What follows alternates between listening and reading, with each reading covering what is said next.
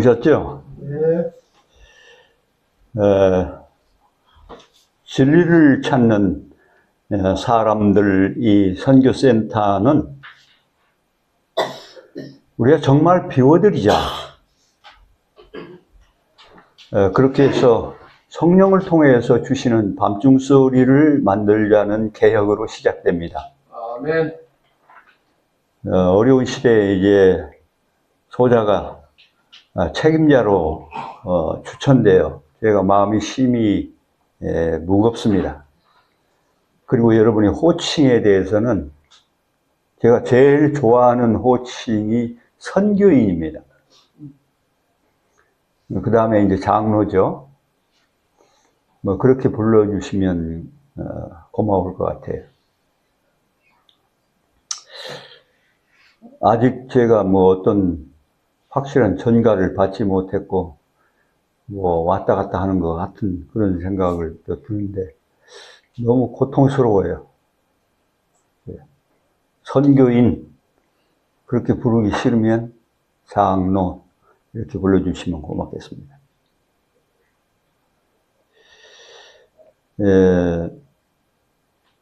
말씀 시간이 참으로 진지해야 됩니다. 준비죠. 우리가 예배 보는 게 아니라 예배를 드리는 그런 예배가 돼야 되겠습니다. 6천년 동안 우리가 너무 퇴화됐기 때문에 아마 말씀을 통해서 차차 준비되어 주실 것입니다. 만약 우리가 답을 다 안다고 준비되는 것이 아닙니다. 성경과 예언시는 분명히 그렇게 얘기하고 있고, 마음을 말씀의 정으로 쪼개는 이런 회개의 예배가 우리를 새롭게 만들어 가실 것입니다. 강단은 깊은 기도와 성령의 여심으로 준비되는 것이기 때문에 우리가 주시는 대로 창조되는 과정을 계속 해야 됩니다. 아멘. 우리가 아는 것처럼 성소에는 세 기명이 있는데 요 한 구역 안에 들어 있습니다. 지성소에도 똑같이 세 기능이 있어요. 하나는 말씀, 생명의 떡을 먹는 것이고, 하나는 하나님께 예수님을 통해서 올리는 기도죠. 우리가 직접 아버지와 말할 수 없거든요. 예수님을 통해서만 우리 의사가 전달됩니다. 아버지께. 그 다음에 이제 우리가 받은 그것을 세상에 나누는 것이죠. 촛대인데. 이건 세 개가 아니라 한 기능입니다. 한 기능. 우리 안에 성소에서 이루어진 한 기능인데, 선지자는 공의와 사랑, 율법과 복음은 하나다. 이것이 어느 한쪽으로 기울어지면 이설이다. 그렇게 정확하게 얘기하고 있어요. 그래서 우리가 이제 수학적인 답을 구하기보다는 정말 우리가 알지 못하면 이 시대에 망한다고 했어요. 내 백성이 지식이 없으면 망한다고 했지만 그 지식이 어떻게 내 안에 적용되어서 성령을 통해서 내게 새로운 피조물로 나를 바꿔주시는지 하는 그런 부분들을 잘 생각해야 돼요. 우리가 아는 것처럼 전쟁은 하늘에서 일어났죠? 여러분 천사의 수가 얼마겠습니까? 그 수많은 세계의 모든 사람을 다 하나님의 뜻을 전달하고 부리는 그 영이 활동하는데 그 세계가 얼마인지 우리가 알 수 없어요. 그 많은 천사의 3분의 1이 반역을 가담했잖아요. 그런데 멸망의 두려움이나 이런 부분 때문에 상당한 많은 사람이 돌아왔는데 지금 6천년 동안 이 지상을 통해서 교육을 받고 있어요. 그 다음에 이것에서 승리한 그리스도로 창조된 성육신들, 하나님의 성품에 참여하는 그 백성들이 죄의 백신이 돼서 영원히 우주 세계를 섬길 것입니다. 그런 과정을 통해서 하나하나 이 하나님 안에 있는 품성을 완전히 우리가 이제 이해하기 시작해 갈 때마다 우리의 행복은 끝없이 깊어질 것입니다. 아멘. 예수님이 그렇게 얘기했죠. 두 사람이 밭에 있는데 이 밭은 하나님의 포도원 아닙니까? 하나님의 일을 하는 사람들 아닙니까? 한 사람은 버려져요. 한 사람은 하늘로 갑니다. 그보다 이제 마지막 최고의 이 경지가 뭐냐면 매를 가는 거예요. 자아와 투쟁하는 사람이죠. 이 가난한 자들이 곡식을 드릴 때 그냥 곡식을 안 받거든요. 그 가루를 다 빻아가지고 에바 한 주문을 드렸어요. 굉장히 중요한 의미의 예배예요. 이런 높은 경지에 있는 자아를 알고 이 성소를 비우기 위해서 투쟁하는 이 백성들 중에도 하나는 버려지고 하나는 데려간다는 것입니다. 매 순간 성령이 우리 안에 있기를 구하는 것이 아주 중요합니다. 엘리야도 웅변으로 세상을 바꿔놓고 하나님께 기도하게 만들었는데 여자 하나가 성질을 내니까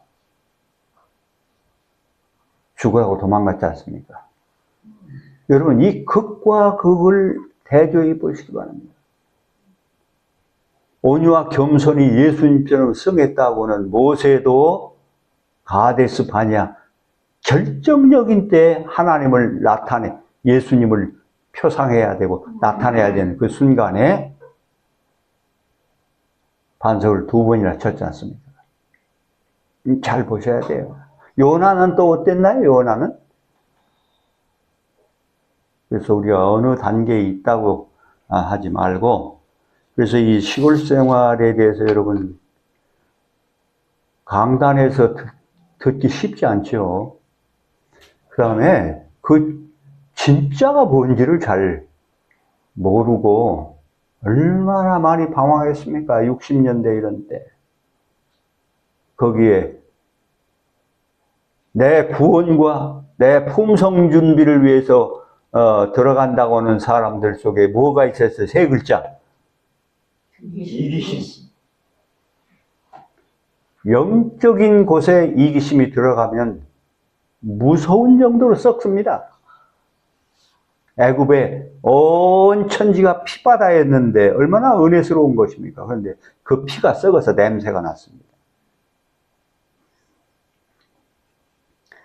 자, 말씀 하나 보면서 영적 진수 1이죠? 1이라는 건 또 한다는 얘기예요? 또 않는다는 얘기예요? 또 한다. 끝도 없어요. 끝도 없어요. 영적 진수 100. 이것도 넘을 수도 있어요. 왜냐하면 죄라는 게 그렇게 무섭습니다. 우리 속에 사이사이에 찌들어 있는 자아 속에 꿈틀거리는 이 죄라는 게요, 단순하지 않습니다. 수학적인 답을 구하려고 하는 사람은 답을 알아도 안 됩니다.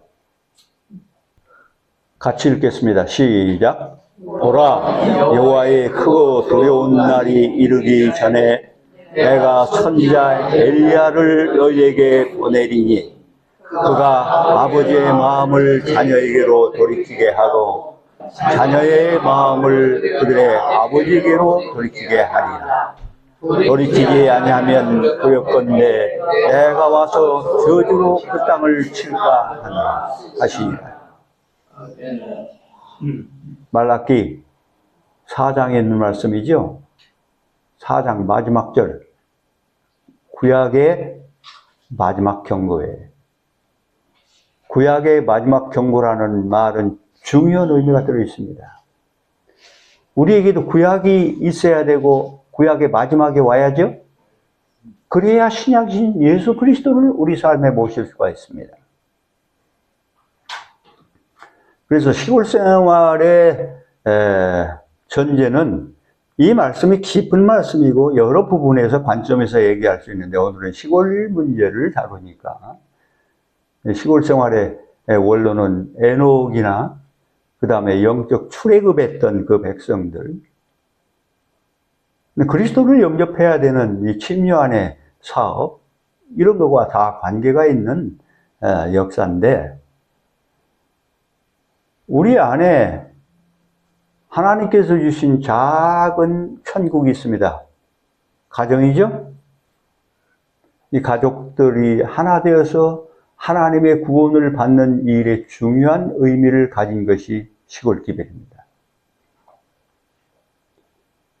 그래서 우리는 반드시 두 과정을 거치는데, 하나는 욥의 가정의 경험을 마지막 때 누구나 맞게 될 것입니다. 두 번째는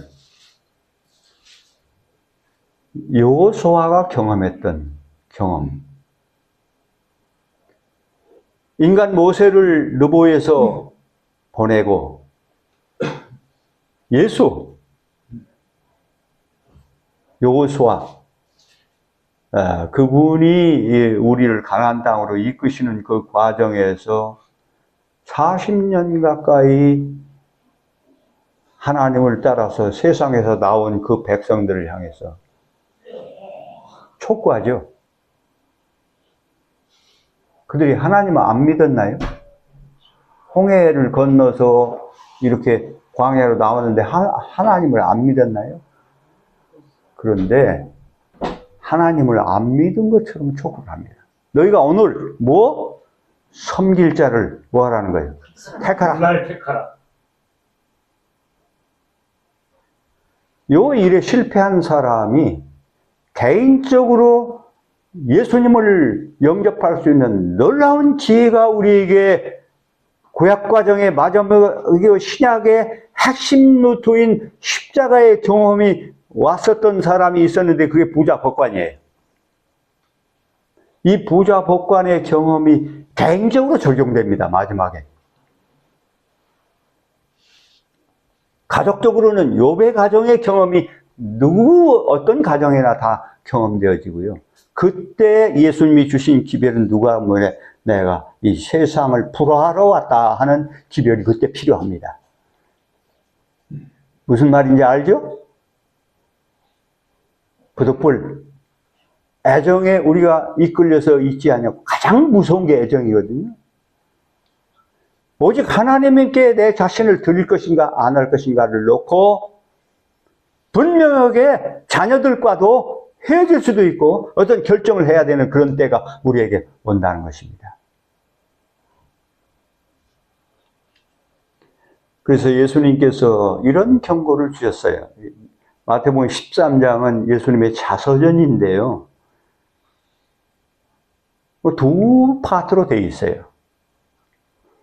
이게 마지막 때에 적용됩니다. 한 파트는 이렇습니다.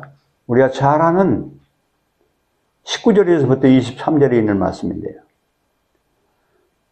아무나 천국 말씀을 듣고 예배 때 성경 연구 때 여러 곳에서 말씀을 자주 듣죠. 뭐 할 때는 깨닫지 못할 때는 악한 자가 와서 그 마음에 뿌린 것을 빼앗나니 이는 길가에 뿌린 자요. 마지막 때 나와 관계돼서 적용을 시키세요. 돌밭에 뿌려졌다는 것은 이게 시골기별과 중요한 의미가 들어있는 성경절이에요. 즉시 기쁨으로 와서 밭에 이사가고 다 하되 그 속에 뿌리가 없어 잠시 견디다가 말씀으로 말미암아 환난이나 박해가 일어날 때 뭐로 환난이 와요? 말씀이 우리에게 그런 놀라운 은혜의 기회를 내가 우주세계에 누군지를 증거할 수 있는 무대를 만들어 주는데 사단이 그 봉사하거든요. 곧 넘어진다 이렇게 되어 있어요. 가시떨기에 뿌려졌다는 것은 늘 말씀을 듣잖아요. 세상의 염려와 재물의 유혹, 우상숭배죠. 그래서 초기 먼저 환난할 때 의무라는 챕터 56쪽에서부터 있는 그 말씀을 보면 어떻게 하라고 되어 있어요. 이게 이제 시골기별과 중요한 의미들이 다 들어있는 거예요. 세상의 염려와 재물의 유혹에 말씀이 막혀서, 그러니까 100% 다 알아도 소용이 없어요. 결실치 못하는 자니. 그렇게 하면서 이 좋은 땅에 뿌려졌다는 자는 말씀을 듣고 깨닫는 자니.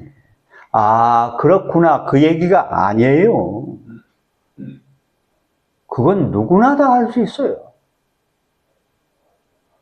말씀이 육신이 되는 놀라운 역사, 이게 중요합니다. 이걸 선지자는 적용이라고 그랬어요. 적용성.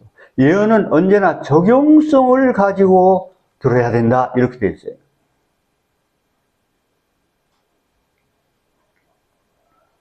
지난번에 들었던 말씀을 하나 더 보겠습니다. 이 말씀을 시골 기별과 상관해서 여러분이 한번 이 아침에 잘 생각해 보세요. 영적인 부분을 제가 지금 얘기하면서 육신적으로 고쳐야 될 것이 이제 뒤에 나오겠습니다. 자, 지난번에 있었던 스가랴 6장의 말씀. 말하여 이를 만군의 여호와께서 이같이 말씀하시되 보라, 싹이나 이름하는 사람이, 예수님의 표상일 수도 있는데 예수님의 모든 표상은 마지막 백성의 소유가 됩니다. 그러니까 내 자신의 이야기예요. 싹이라 이름하는 사람이 자기 곳에서 돋아나서, 어디서 돋아나서? 우리 마음에서 돋아나서. 이야기를 정확하게 이해하려면 마태복음 13장 다음 챕터를 이해해야 돼요. 두 개가 있는데 앞에 건요, 두 가지 양상, 심판을 통해서 역사될 사람들의 말씀을 받는 그 적용성을 얘기했고요. 거기 이제 크기는 두 가지죠. 뭐 길가나 가시떨기나 뭐 다 똑같아요. 돌짝밭이나. 이 문제를 해결해야 된다는 것입니다. 이사야에서는 이 비밀이 다 들어있죠. 묵은 땅을 지경하라. 호세아서도 있고요.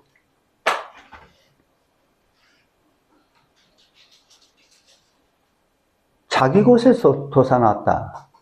여기 이제 마태복음 13장 24절이에요. 예수께서 또라고 해서 이게 다른 비유예요. 또 다른 비유로 말씀하시되 이렇게 있어요. 요게 이제 세시의 천사의 기별의 원론이고, 요 스가랴 6장하고 정확하게 일치되는 장입니다. 천국은 좋은 씨를 어디다 심어요? 제 밭에 심는다. 요게 믿음으로 말하면 의의가 될 수 있고요. 세계 천사의 기별의 진수예요. 요 얘기예요, 지금. 더 자세히 설명하고 있어요. 엄청 중요한 일. 이 자기 밭에 싹이 난 백성은 반드시 예수 그리스도의 모든 것, 사명까지 다 가져가고, 자기 자신을 비워서 그 일을 이루게 하는 성령의 지도를 받게 된다고 돼 있어요. 싹이라 이름하는 사람이 자기 곳에서 돋아나서 여호와의 전을 건축하리라. 그러니까 스가랴가 스룹바벨이 1차적으로 나아가서 성전을 건축하는 게 바로 우리 품성준비를 얘기하는 거예요. 그 성전이 바로 우리 마음인데 하나님이 여기 계셔야 됩니까? 예. 당연하죠?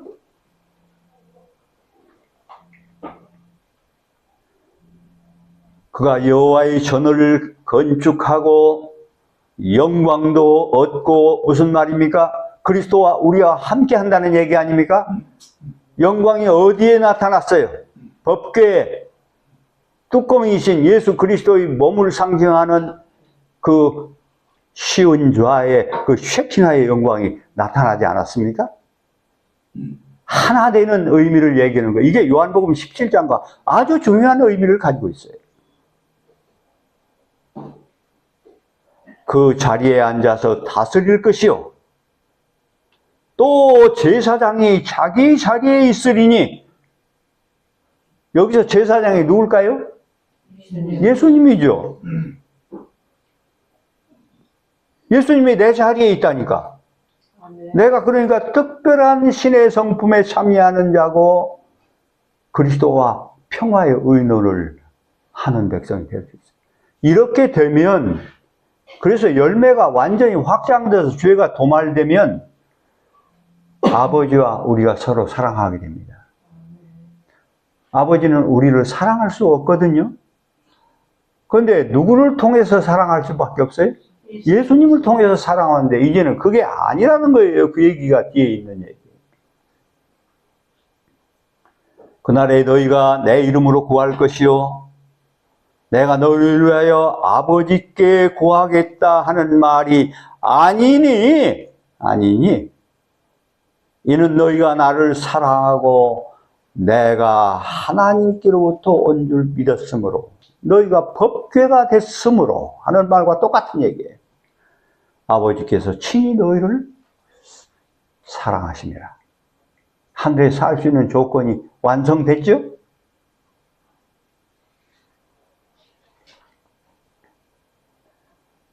시간이 한정되어 있기 때문에 제가 설명을 더 생략하겠습니다.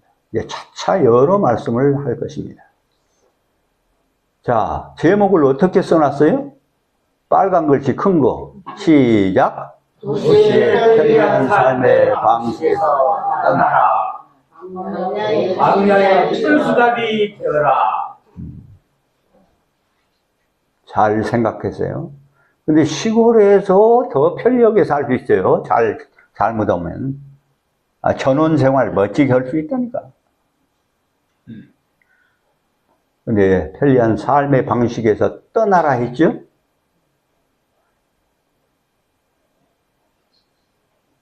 광야의 천수답이라. 오직 하늘만 바라라는 것이에요.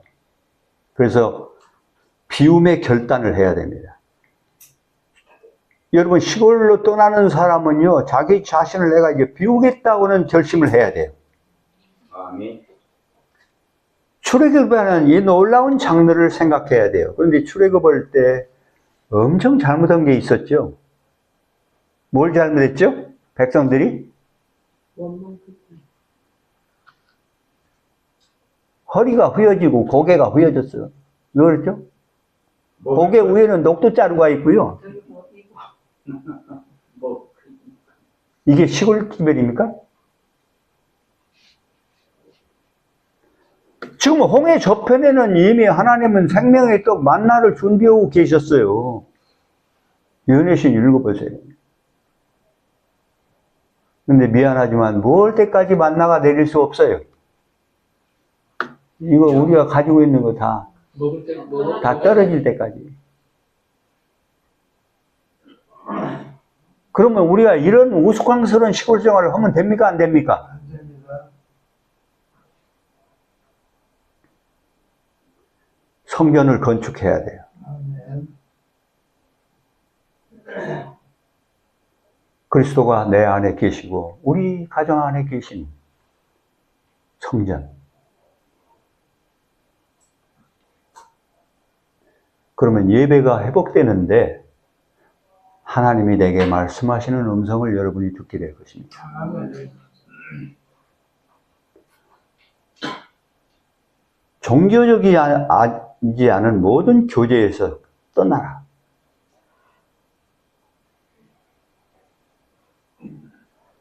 자녀들의 거리의 교육,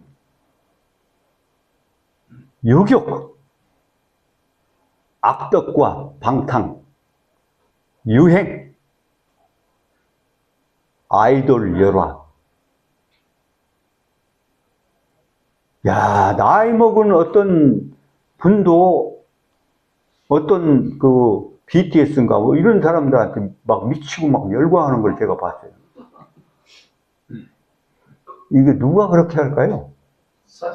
귀신이 그렇게 해요, 사단이. 유행병, 이거. 멀쩡한 옷이 있는데 짧으면 다시 사야 돼요. 어떤 데는 좀 길어졌다, 짧아졌다 하죠. 돈을 쉽게 버는 직업에 도에 다 이 국고성 쌓게 죽어나죠, 지금? 전체 삶을 투자하라는 것입니다. 하나님께 전체 삶, 우선순위를 하늘에 두라는 거예요. 마태복음 6장 33절. 이게 이제 시골교회와 중요한 의미들이 있는 거예요. 하나님은 어디에 계신가? 하나님은 당신 가정에 계신가? 이런 여러 고민을 해야 돼요. 하나님은 당신의 교회에 계신가? 온갖 투자 유혹들. 이것들이 우리 전체를 사로잡으면요. 특별히 이 마지막 때는요. 우리가 이 정보로 그냥 꽉 차버려요. 요새는 정보가 막 쫓아다녀요. 자고 일어나면 대본 또 오고. 그래가지고 우리 머리가 꽉 찼어요. 하나님 말씀이 들어갈까 안 들어갈까? 안 들어가요. 예언에서는 분명히 얘기했어요. 세상적인 책도 읽지 말라고 그랬어요. 그런데 강단에서 철학 얘기하고 다 한다니까.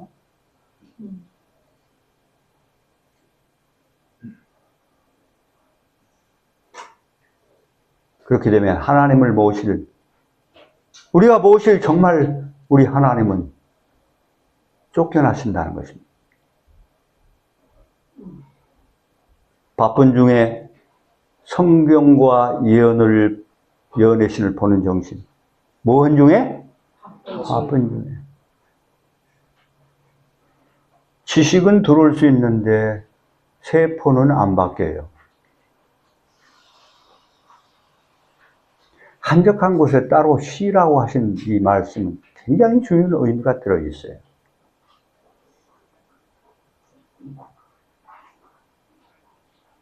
내 모습을 모른다는 말은 누구 앞에 서지 못했다는 거예요? 예수님 앞에 설 때만 나를 알 수가 있어요. 마음을 바치는 간절한 창조의 기도가 없다. 특별히 여러분 가장 많이 기도해야 되는 기도의 제목은 성령을 달라고 기도하는 것입니다. 그건 우리 자격으로 주셨어요. 그래서 성령을 달라고 하는 그 비유를 할 때 예수님이 강청 얘기가 있잖아요. 친구에 대한. 귀찮아서 주었잖아요. 그 부자가. 그 부자가 누굴까요? 아버지 하나님이죠. 달라는 거예요. 달라고. 왜냐하면 십자가는 우리가 받을 자격을 줬다니까. 달라고 자꾸 해야 돼요. 엉뚱한 기도 자꾸 하지 마세요. 그 다음에 모든 습관을 깨트리며 세상적인 관계를 끊고 자유롭고 공개적이며 온전한 마음을 하나님께 맡긴다. 이게 제 얘기 하나도 없어요. 나중에 시골기별이라는 책이 한번 읽어보세요. 자유롭고 공개적이며 세상 사람이 다 알아. 공개적이란 말은 내가 사는 것이 저 사람은 우리와 다르다는 걸 다 안다니까. 그게 공개적이란 말이에요. 온전한 마음을 하나님께 바치라. 맡긴다. 이게 이제 무아와 내 자신을 비우는 것과 상당히 중요한 의미가 있어요.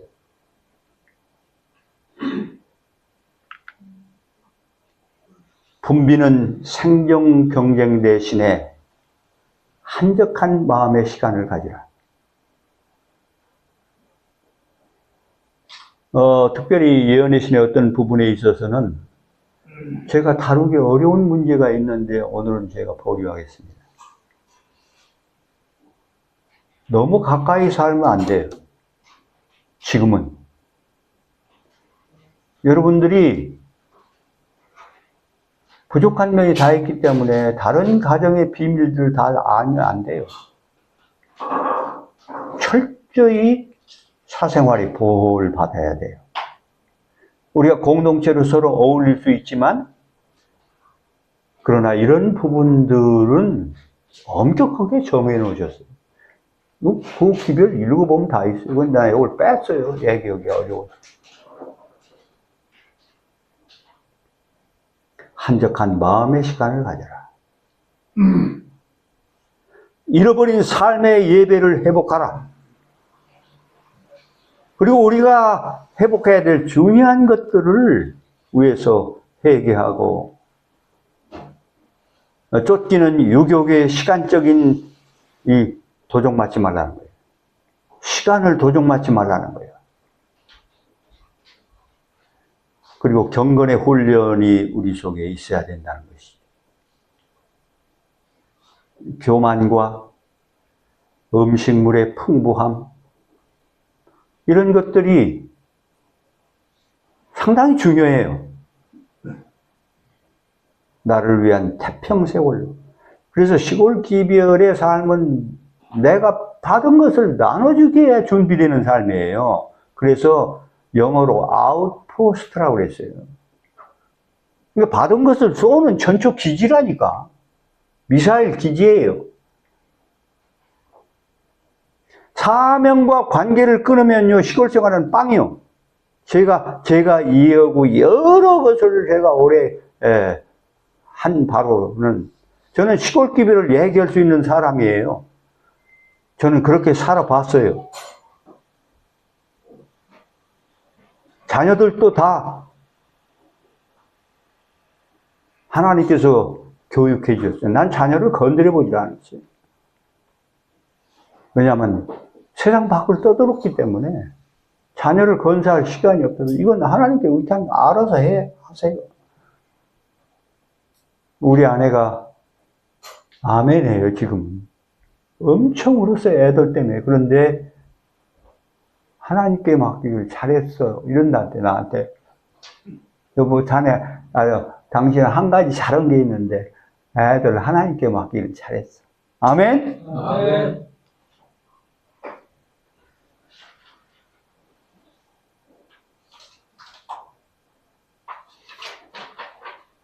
결정적인 시간에 그렇게 되지 않냐면, 교만과 음식물의 풍부함, 나를 위한 태평세월, 소돔의 향락으로 후사가 될 역사를 지우고 빚진 사명을 우리가 생각해야 돼. 나만 잘 준비되고 이런 사람은 잃어버려요. 내가 받은 것을 다른 사람에게 줄 수 있는 그런 삶. 그게 하나님의 할 일을 나를 통해서 이루는 놀라운 비밀이 그 속에 들어있어요. 에녹은 그렇게 살았거든요. 근데 결정적인 시간에 겉옷을 가지러 가거나 뒤를 돌아봤던 롯의 처가 기념비로 서 있어요, 아직도. 소금이 썩어요, 안 썩어요? 안 썩어요. 아직까지도 안 썩어요. 소금 기둥이 됐다고는 건 기념비인데, 그 세세토록 우리에게, 이게 시골기별과 굉장히 중요한 의미가 들어있는 사건이에요. 제가 이제 이 시간 뒤에 계속 될 때 롯의 가정의 이야기를 아마 나누게 될 겁니다. 도시는 악의 온상이다. 폭력, 강도, 살인, 자살, 음욕, 한적한 곳에서 우리는 이런 곳에서 떠나서 구별해서 아브라함에게 본토, 친척, 아비 집을 떠나라고 했잖아요. 이게 우리에게 해당이 돼요, 안 돼요? 되죠. 번영이 오니까 롯의 식구와 아브라함 식구가 서로 찌그락찌그락 경쟁했죠.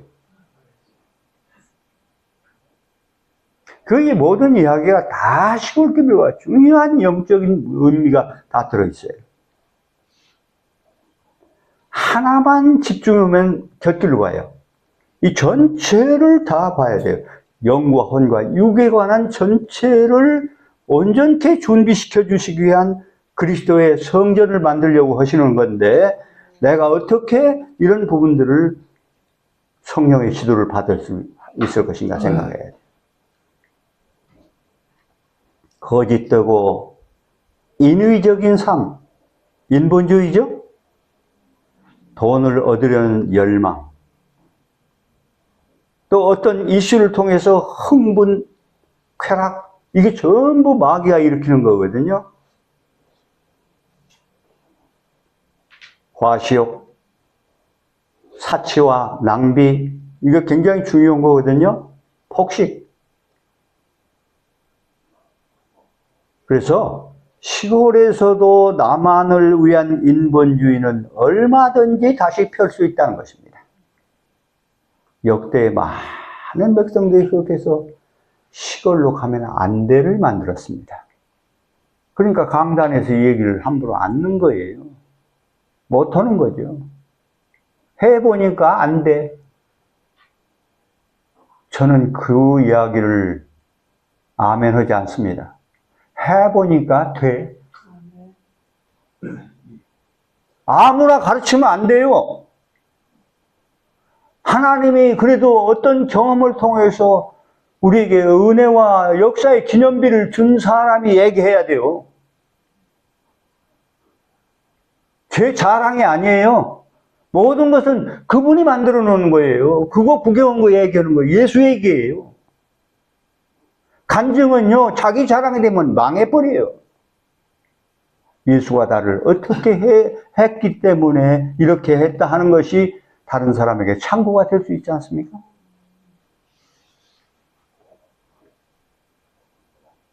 시골에서도 얼마든지 나만을 위한 인본주의는 다시 펼 수 있다는 것입니다. 사단이 보통 존재가 아니에요.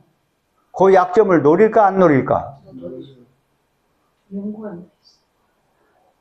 작은 종교의식의 봉사로 하나님을 속인다.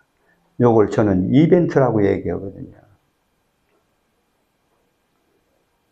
이사야 58장 참된 금식 얘기하는데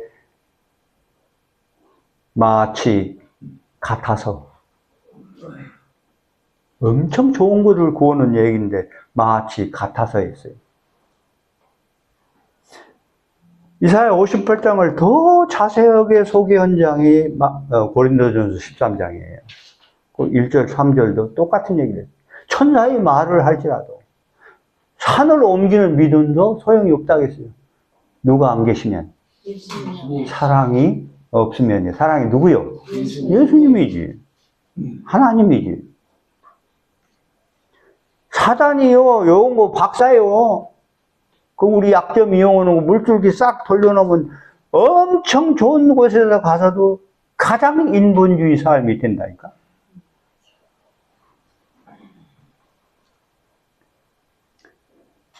그렇게 되면 자아가 튼튼해집니다. 큰 문제죠. 이 사람은 잃어버림을 당하는 사람이에요.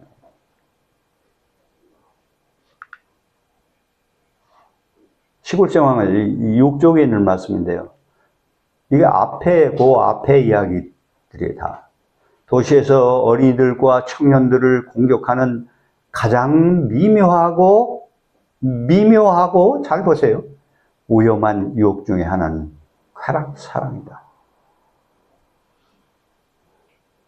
누구만을 위한 거예요, 이게? 자기만을 위한. 여러분요, 제가 요양원을 지금 한 30년 넘게 봐왔잖아요. 지금도 노인들만 있는데, 옛날엔 뉴스타트 요양원에 했지만, 아이가 하기 때문에, 말씀이 있어야 되기 때문에, 노인 요양원으로 바꿔줬는데, 이기심이 그렇게 만들어요. 그 사람들이 강요하는 건 식탐이에요. 아무도, 거기에서 내 만족이 있거든요. 죽을 때까지 안 놔. 죽을 때까지. 얼마 전에 돌아가셨는데 서로 그거 아무것도 아닌 것 같고 뒤로 물러서지 않으려고 한다. 여러분 어떻게 이렇게 열매 맺다 그냥 우리가 사라지고 말아버립니까?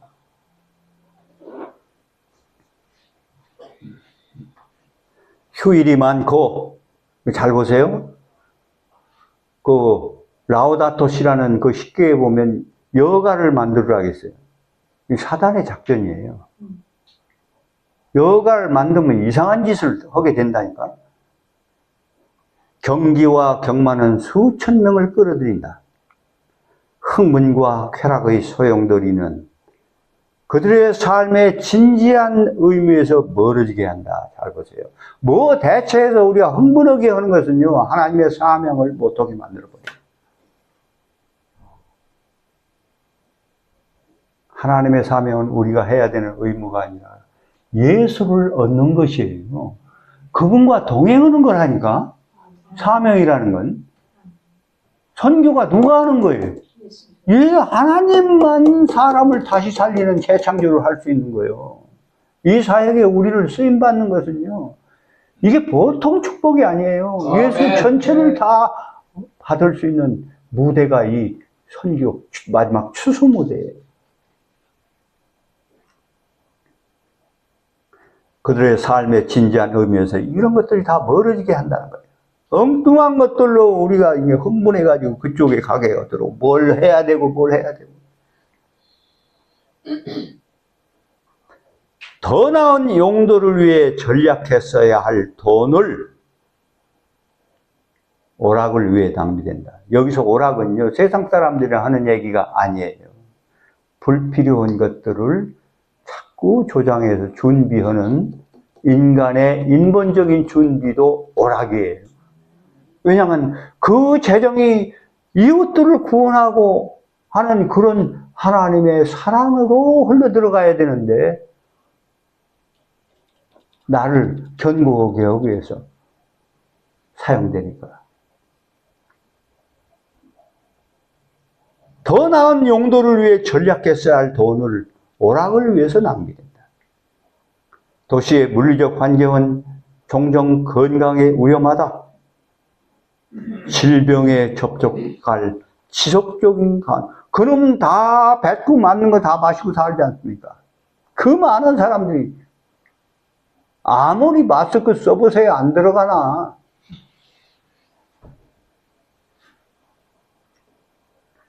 오염된 공기, 불결한 물, 불결한 음식. 뭐 식당에 가서 여러분 건강식 얘기하는데 뭐 있는지 누가 압니까? 치약을 넣지 않으면 혓바닥이 돌아가질 않는데.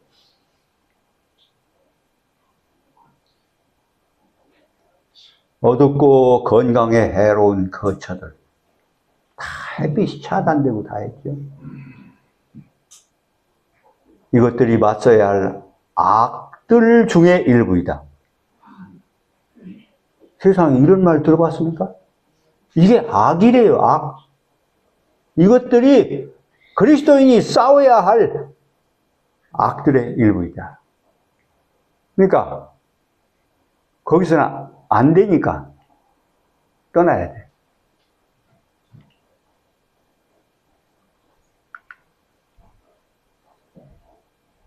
도시의 물리적 환경은 종종 건강에 위험하다. 특별히 코로나 때 여러분 잘 봤죠? 시골에서는요, 별로 영향 안 받았어요. 전도가 더 잘 돼요. 질병에 접촉할 지속적인 가능성, 오염된 공기, 불길한 불. 가만히 있어봐, 이게. 네.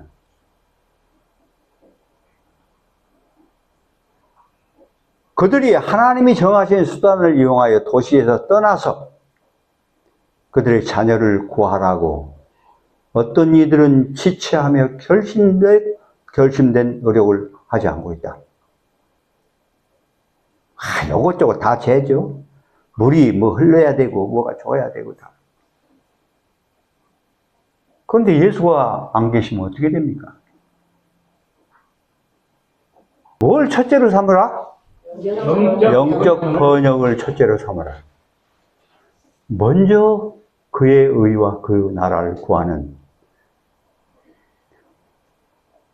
여러분 왜 시골로 떠나려 합니까? 현대 진리가 문자적으로 요구하기 때문에 시골 생활을 하라고 했기 때문에 떠납니까? 출애굽 사건을 우리가 한번 생각해 볼 수가 있습니다. 이 부분은 나중 제2차의 영적인 부분들을 더 추가하겠습니다. 품성 건설을 한 영적 토양, 좋은 밭을 만들기 위한 이것이 여기 호세아에 이렇게 있어요. 너희가 공의를 심고, 의를 심고, 어떤 성경에는 그렇게 되어 있어요. 인애를 거두라. 긍휼을 거두라.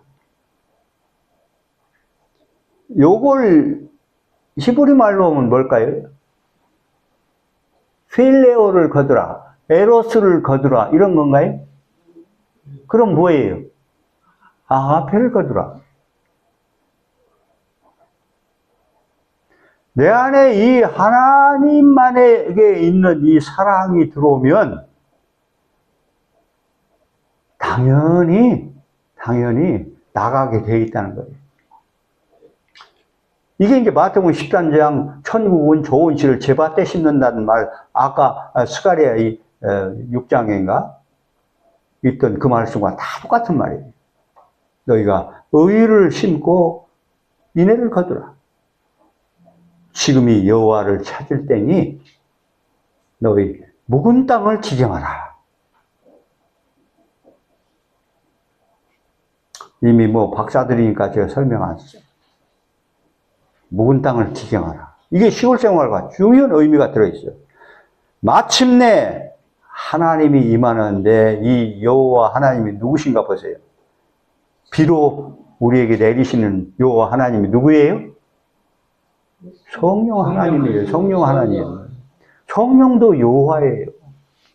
여러 곳에 그렇게 이제 돼 있어요. 원래 한 하나님이시니까 구속사 때문에 새 위격으로 우리에게 입혀져서 하나님이 우리에게 내려받게 하는 놀라운 이 비밀이 우리에게 믿음으로 말하면 의로 있지만은 성령이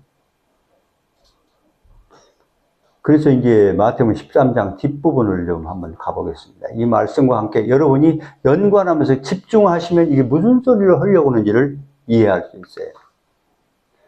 마지막 시대의 개인적인 셋째 천사의 기별. 무슨 적인? 개인적인. 내 스스로가 반드시 적용해야 되는 셋째 천사의 기별. 좋은 땅에 뿌려졌다는 것은 말씀을 듣고 깨닫는 자니 하면 뭔 생각을 여기서 해야 돼요? 여러분이 말씀을 듣고 깨달을 수 있어요? 예? 야, 굉장하다. 나는 안 되던데. 성령이 여기서 오셔서 우리를 방언해 주신 거예요. 그게 방언이요. 그럴 때 하나님의 음성을 우리가 들을 수 있다니까. 주여 왔사라 와시 뭐 이게 아니요.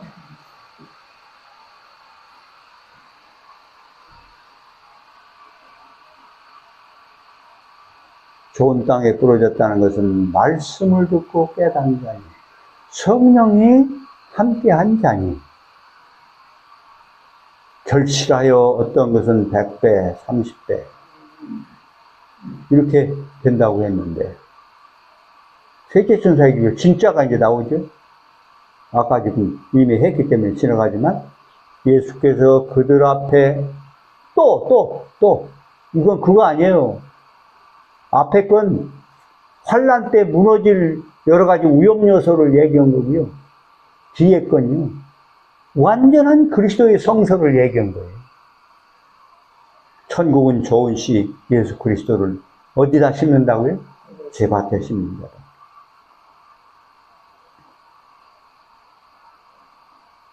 (5분만) 더 하겠습니다. 오늘 1시간 되니까. 구속사에서 성령만큼 크고 간절한 실질적인 필요는 없다. 인간은 하나님을 볼 수 있다 없다? 성령은 하나님 세계를 보게 하시는 눈이다. 그리스도의 십자가는 돌아온 인간에게 하나님 자신의 것을 모두 주시기 위한 사랑에서 온다.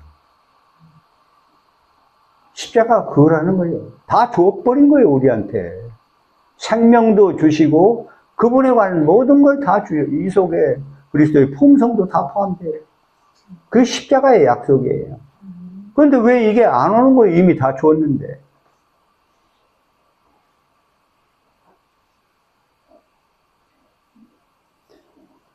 하나님의 재창조를 인간이 이루게 하시는 중보의 현실.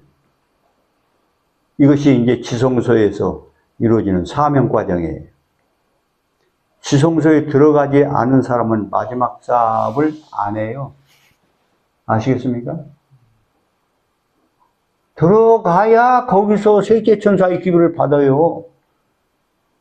살아남은 이들 379쪽에 보면 예수께서 지성소에 들어가실 때 우리에게 자비의 기별, 이게 뒤에 보면 셋째 천사의 기별, 이걸 의탁하셨다 했어요. 근데 맡겼는데 이걸 끄떡 안고 나를 위해서 시골 가서 재밌게 살면 되겠어요? 지성소의 법궤 앞에서 줬다 했어요. 그러고 그 뒤에 뭐라 했는데 이것이 환란을 통과하게 만든다고 해야 한다니까. 근데 우리가 법궤가 돼야 돼요. 내 안에서 그리스도가 계시니까 뚜껑이 있어야 되고요. 내 심기야 하나님의 거룩한 율법이 새겨져 있어야 돼요. 법궤 아닙니까? 이 제사장이에요. 그게 요단도 가르고 다 하게 돼 있어요. 나가는 대로.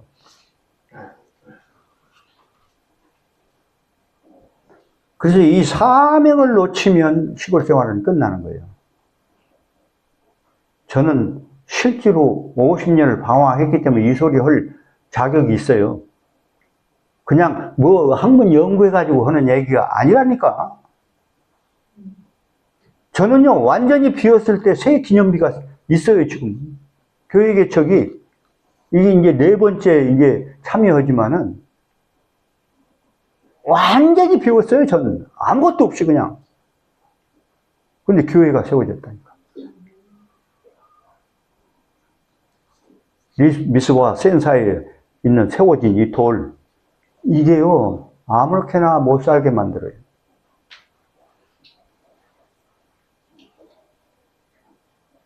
공의에 계시된 사랑. 공의는 뭐, 율법은 엄격한 게 아니라 사랑이에요. 내용물을 꽉 잡으면. 2개로 만들면 율법이 뭐예요? 하나는 하나님과 우리와의 관계. 하나는 인간과 인간의 관계. 이게 율법 아니에요? 그 꽉 잡으면 뭐 남아요? 사랑이에요. 사랑이 누구요? 예수님이요.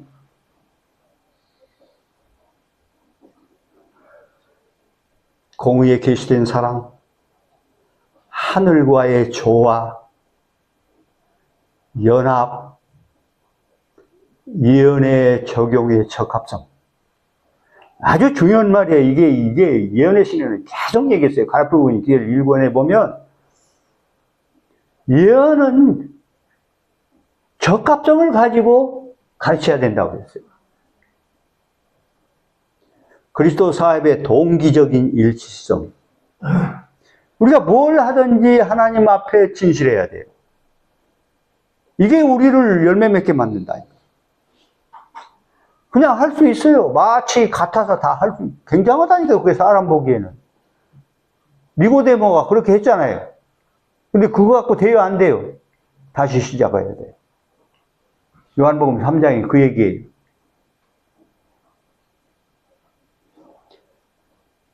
그리스도의 양도 무대인 추수의 제사장. 법궤를 그 어깨에 맨 백성이죠. 어깨다 매니까 두 글자 뭐예요? 내 뭐를 매는 자는 싣고 멍에죠. 멍에를 다른 말로 얘기하면 사명이에요. 그거 바르게 하려고 하면 고난이 와요. 사단이 굉장히 싫어한다니까. 나 이 사업을 하려고 하는 데는 우리 아내가 죽어버렸어. 갑자기 멀쩡하던 아내가. 그런 거 해봤어요, 여러분? 그러니까 나는 자신있게 할 얘기가, 이 사업이 엄청 중요하다는 걸 제가 알았다니까, 아내가 죽는 걸 보면서. 그냥 쓰러져가지고 23일 동안 혼수 상태에 왔었다니까. 안식일, 세 번째 안식일이 되니까 정신이 돌아와. 세 번째 안식일이니까, 그 같은 폐혈증, 이런 유행성 출혈 있는 사람이, 네 사람이 그 을지대학 병원이 있는데 다 죽었어요. 3시간. 근데 이 사람만 살았는데 다음 안식일 되니까 말을 하더라고. 누가 손댄 거예요? 사단이 손댔지. 전국에 얼마나 많은 사람이 병원에 찾아왔는지 몰라요. 제가 그때 활동하고 있었고, 전국에서 교회 개척해가지고 내가 이러고 있었으니까. 내가 5곳에서 작업사역을 했어요. 그러니까 선교인이지.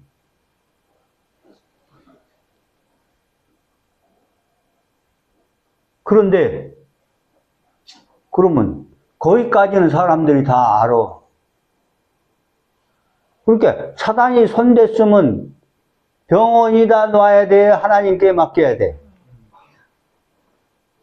과장이요.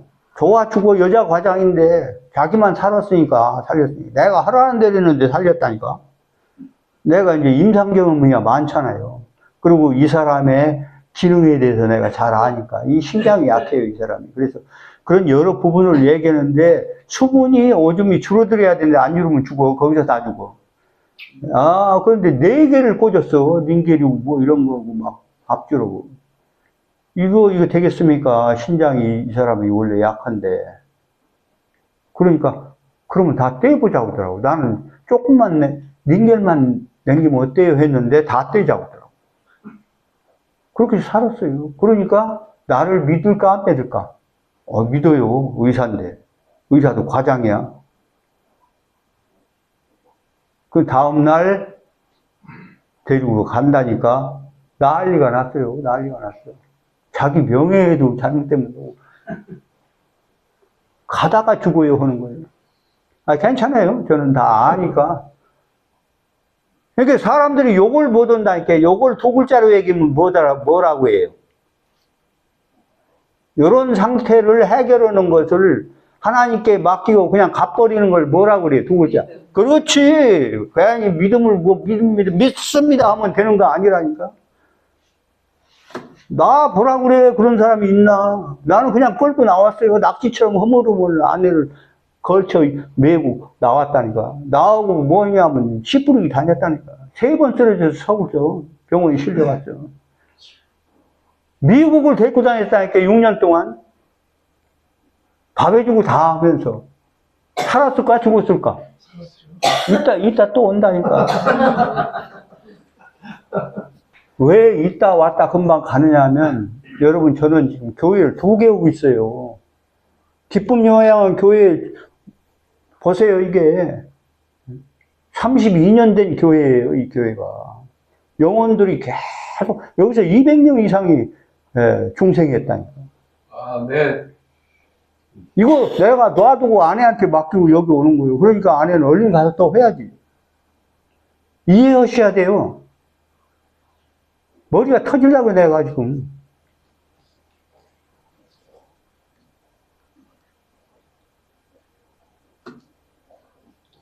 그리스도 사업의 동기적인 일체성, 입혀지고 나누어지는 그리스도의 양도 무대인 추수의 제사장들이 로 부름을 받았는데 그리스도와의 성육신 과정을 우리가 거쳐야 돼요. 요한복음 20장에 이 성육신 과정이 있어요. 아무한테나 그렇게 하는 거 아니에요. 제자를 내보내시며 70명 제자를 내보내면서 후했어요. 그러면서 뭐라 했어요? 예수님이 뭘 받으라? 성령을. 요걸 예언하시는 이슬방울이었다. 요거 받은 사람만 오순절에 소나기를 맞은 거예요. 요게 뭘까요? 후 불어놓고 성령을 받으라 했으니까 어떤 성경절을 기억해야 돼요? 창세기 2장 7절. 사람을 흙으로 만들어 놓고 뭘 불어넣었죠? 생기가 뭐예요? 네페시, 성령이에요. 성령을, 그러니까 사람을 다시 만든 거 아니요? 그게 이슬방울이라니까. 그 사람들이 이제는 예수님 뜻대로, 왜냐하면 우리가 쏘았던 그 십자가에서 부활하신 예수님이 가르치는 걸 보면서 어떻게 뒤로 물러갑니까? 3년 반 따라다녔는데. 그래서 이제 제대로 안 거예요. 이게 아는 거예요. 요한복음 17장 3절. 영생은 유일하신 그 하나님 보내신 자를 안다는 거예요. 우리가 이거 뭐 예언 연구에서 지식 다 들어가면 아는 거 아니에요. 되나 보자고 내가. 얼마나 박사들이 많은데 해요 안 해요? 안 해.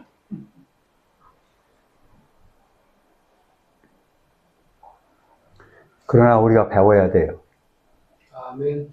지금 우리가 열심히 가르쳐서 배워서 많이 안다고 할까요? 안 할까요? 안 해요. 안 해요 하는데 계속 안 해요? 해요. 언제 하느냐면 흑암이 소나기처럼 깊어질 때 별들이 나타날 것이다 해놨어요. 환란이 올 때 먼저 된 백성들을 따라서 일어나는 수많은 백성들이 구름대처럼 일어난다고 해놨다니까. 심지어 뭐라고 했냐면 오순절 시대에 있었던 그 모든 역사가 하루아침에 일어나는 것을 볼 것이다 이렇게 얘기해놨어요. 그걸 믿어야지. 지금 몇 명이 왔다 이런 거 보고 우리가 왔다 갔다 하면 안 돼. 아멘. 이 모든 건 누가 하는 거예요? 내가 하는 게 아니고 주님이 하시는 일이야.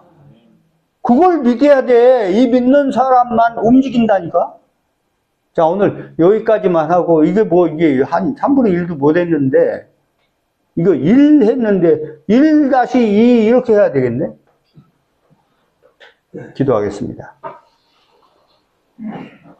다 무릎들 꿇어요.